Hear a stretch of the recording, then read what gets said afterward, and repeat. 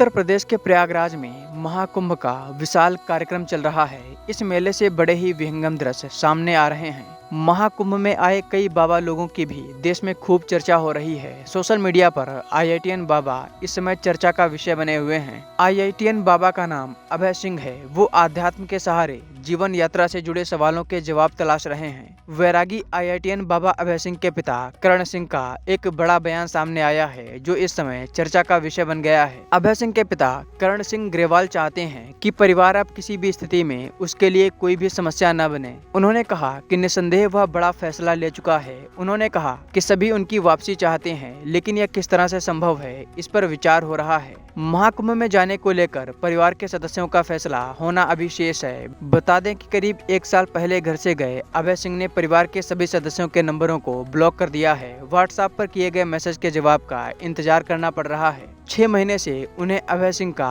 कोई मैसेज तक नहीं आया है। पिता कर्ण सिंह बताते हैं कि अभय शुरुआत से ही धुन का पक्का था। स्कूल से आने के बाद वह विश्राम करता और फिर देर रात तक पढ़ाई करता था। बता दें कि इंजीनियरिंग के अपने करियर को पीछे छोड़ आध्यात्मिक यात्राओं पर घूमने के शौकीन वैरागी अभय सिंह ग्रेवाल को फोटोग्राफी करना पसंद है, जैसा उनके इंटरनेट मीडिया हैंडल पर दिखाई भी दे रहा है। परिवार ने उन्हें 2 लाख रुपए का पहला कैमरा दिलवाया था।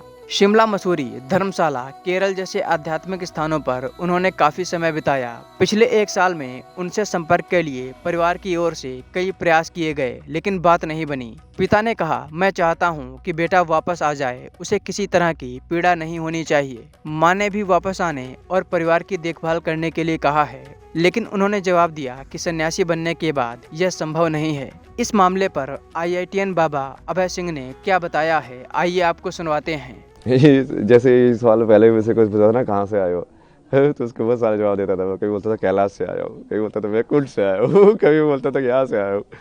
बट फिर मुझे समझ में आया कि ये जो आप जो पूछ रहे हो उसके हिसाब से तो ये पूछ रहे हैं कि अभी इस शरीर का जन्म कहाँ से हुआ है। तो हाँ, उसका वो तो हरियाणा में जन्म है मेरा।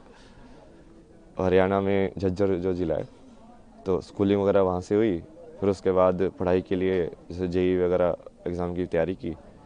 तो तैयारी करने के बाद फिर मुंबई गए, IIT मुंबई, एरोस्पेस इंजीनियरिंग के बाद वही उसको ऐसे समझ में आया कि ये आधा अधूरा ही है, कि इससे तुमको क्या मिलेगा। मतलब ठीक है, पैसे तो मिल जाएंगे, बट वो क्या तुम वो वाली चीज़ पूरी लाइफ भर कर सकते हो क्या सेम।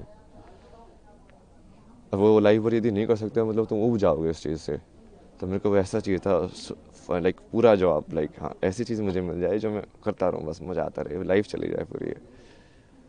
और उसकी खोज में तुम निकलते गए, फिर जैसे मीनिंग ऑफ लाइफ तुम ढूंढते रहते हो, यार ये लाइफ का मतलब क्या है, मुझे क्या करना चाहिए।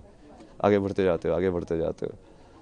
उसमें बहुत सारे ऐसे रास्ते आए, बहुत सारी चीज़ें हुई बीच बीच में, यहाँ वहाँ मोड़ आए बहुत सारे।